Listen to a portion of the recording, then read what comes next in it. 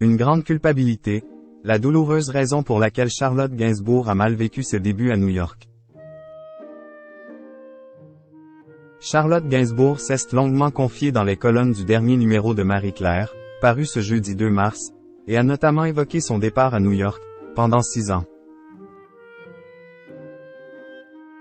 Un déménagement à la suite duquel elle a énormément culpabilisé. Pour Charlotte Gainsbourg, la famille est ce qu'il y a de plus sacré.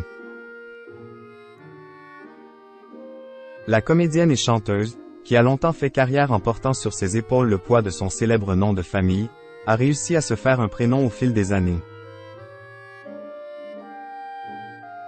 Charlotte Gainsbourg a toujours vécu entourée d'artistes, son père Serge Gainsbourg tout d'abord, mais également sa mère Jane Birkin, ou encore son mari Yvan Attal. La comédienne a d'ailleurs souvent collaboré avec son époux au cinéma, pour le meilleur mais parfois aussi pour le pire. Je vis le tournage dans un doute permanent, je veux bien faire et suis parfois très impatient. Du coup, je ne suis pas toujours facile, je l'admets. Je ne mets pas toujours les formes, j'oublie ma femme, mon fils, je parle à des acteurs. Sauf qu'entre nous, c'est peut-être plus blessant, avait confié le réalisateur et acteur dans les colonnes de Madame Figaro.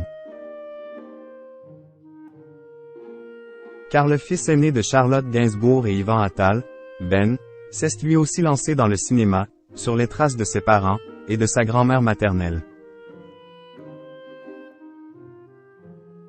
Dans le clan Gainsbourg, on aime travailler en famille, voilà pourquoi Charlotte Gainsbourg avait décidé de filmer sa mère pour un documentaire, Gin par Charlotte, sorti en 2021. Pourtant, l'actrice a avoué qu'il n'était pas réellement question au début de sortir un projet sur sa mère, mais plutôt de passer du temps avec elle.